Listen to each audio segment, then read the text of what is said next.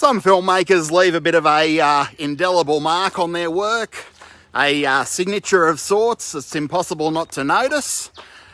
And Russell Mulcahy, who directed Razorback and Resident Evil Extinction, and of course Highlander, is one such filmmaker. So Russell Mulcahy was born on the 23rd of June in 1953 in Melbourne, right here in Australia.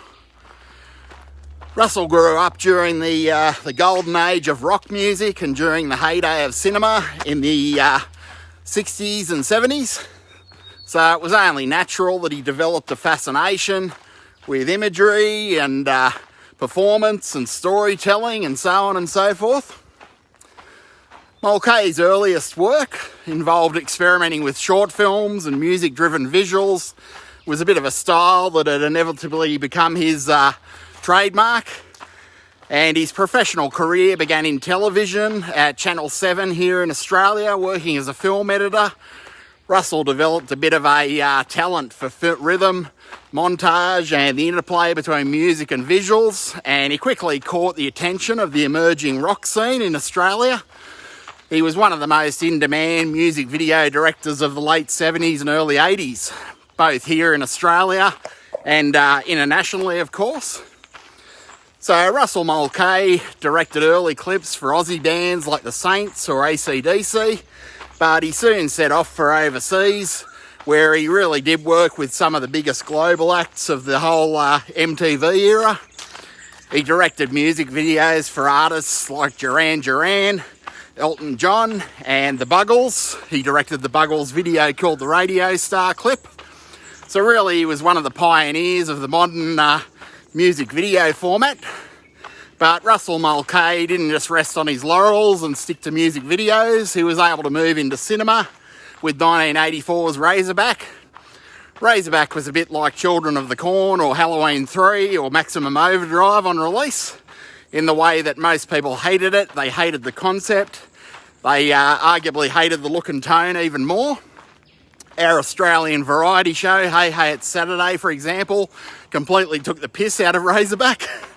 But I loved it as a kid and I love it even more now. It just has this cool juxtaposition between the gritty Australian outback and new wave aesthetics that gives Razorback this really otherworldly vibe. It's almost like Jaws meets Mad Max. And the visuals of Razorback are striking.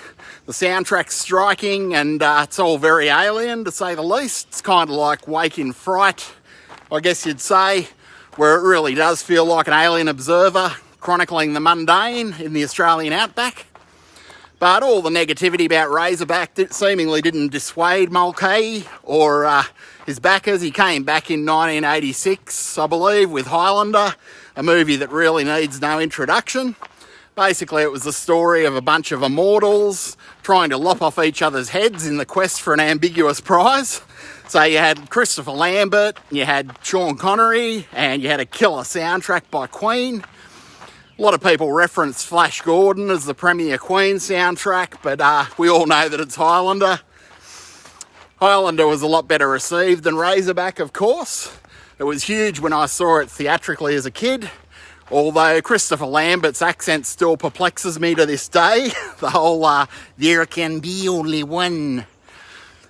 And then came Highlander 2, which was less popular and arguably more universally despised than Razorback.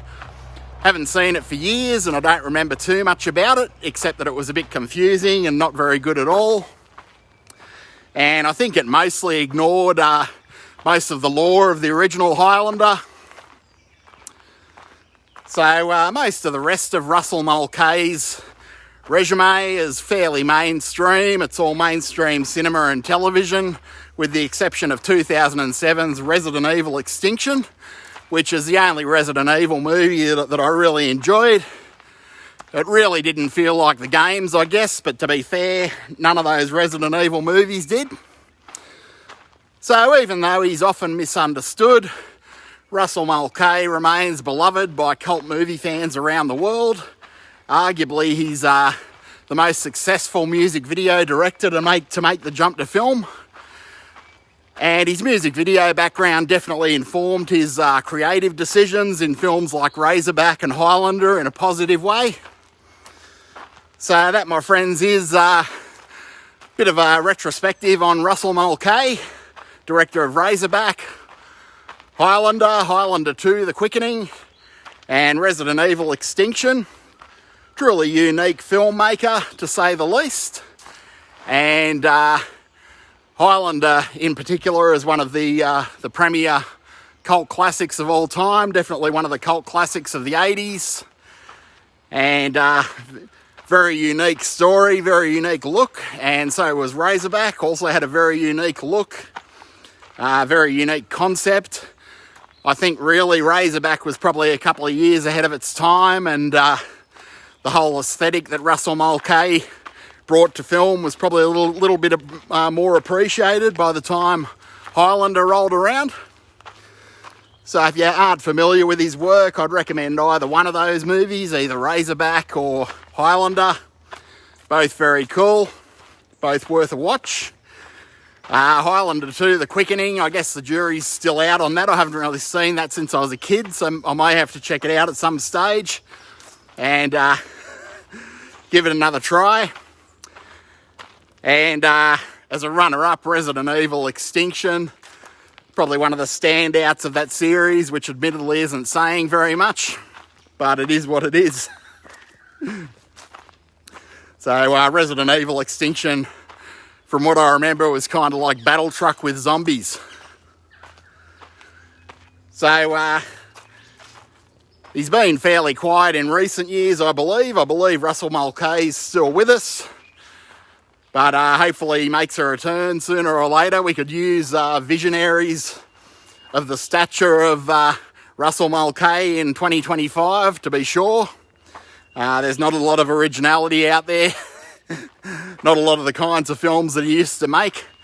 I, for one, would love to see another Razorback or another Highlander pop up, and not in the way that they usually pop up, which is with a reboot or a requel or anything like that. I'd love to see an original concept by someone like Russell Mulcahy and see what he is able to do in 2025. So hope you're enjoying the content here, and please let me know how you think my driving is here on YouTube, with comments or likes or subscriptions. Please do let me know how my YouTube driving is. I try to upload fairly regularly, or whenever the urge arises, and any feedback is much appreciated. So I'm off to enjoy the rest of my evening, and I hope you are too.